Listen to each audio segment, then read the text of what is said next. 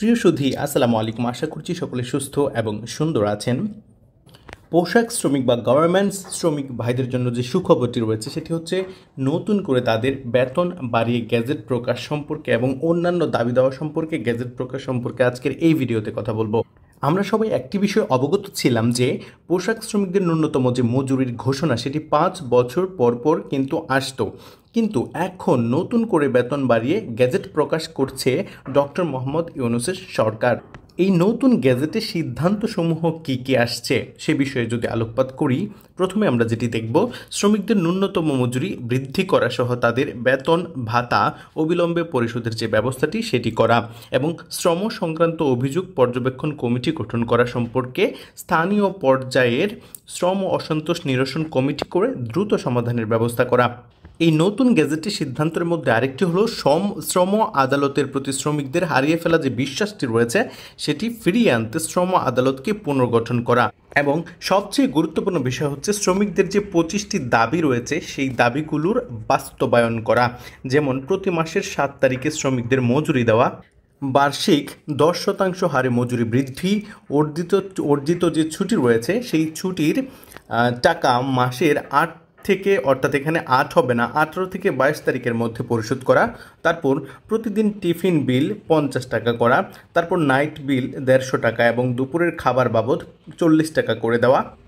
রোজার সময় 8 ঘন্টার বেশি কাজ করা থেকে বিরত রাখার যে বিষয়টি এবং ইফতার বিল 50 টাকা করে দেওয়ার বিষয়। তারপর যে বিষয়টি রয়েছে, প্রতি বছর পহেলা বৈশাখের ছুটি দেওয়া, বার্ষিক উৎসব ছুটি 14 দিন করা, ইজতেমার যে মোনাজাত হয় সেটি সেই দিন ছুটি মঞ্জুর করার ব্যাপারে, তারপর ঈদের ছুটি 11 দিন করা, কারখানার কাজ শুরুর সময় সকাল 8টা করা, তারপর কোনো শ্রমিক উপস্থিত যদি না থাকে তাহলে তাকে চাকরি থেকে যেন বাদ না দেওয়া হয় সে বিষয়টি নিশ্চিত করা, হাজিরা বোনাস পুরোপুরি 1000 টাকা করে দেওয়া, শ্রমিকদের গালাগালি না করা, নামাজের জন্য সময় দেওয়ার ব্যাপার সুন্দর একটি বিষয় এখানে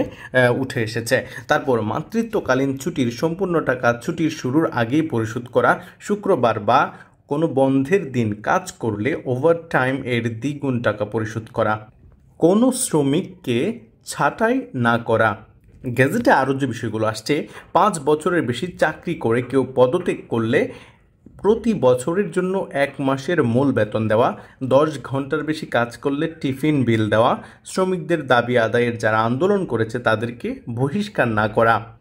তারপর শ্রমিকদের বার্ষিক যে একটি বনভোজনের কথা সেটি বনভোজনের আয়োজন করা তাদের আনন্দ উল্লাসের জন্য, তারপর মজুরি বৃদ্ধির সময়সীমা যে 5 বছর রয়েছে, অর্থাৎ 5 বছর পর পর মজুরি ন্যূনতম মজুরি যে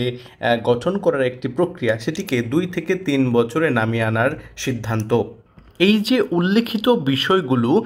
এইগুলো হচ্ছে শ্রম ও কর্মসংস্থান যে উপদেষ্টা রয়েছেন নতুন আসিফ মোহাম্মদ সজীব ভুঁইয়ার নেতৃত্বে খুবই অল্প সময়ের মধ্যেই গ্যাজেট প্রকাশ করা হবে ইনশাআল্লাহ। এবং এই গ্যাজেট প্রকাশিত হলে সম্পূর্ণ যে আপডেটটি রয়েছে এই গ্যাজেট থেকে আপডেট এই চ্যানেলের মাধ্যমে আপনারা পেয়ে যাবেন, তাই এই চ্যানেলটি সাবস্ক্রাইব করতে ভুলবেন না। Thank you for watching me with passion. আসসালামু আলাইকুম রহমতুল্লাহি ওয়া বারাকাতুহু।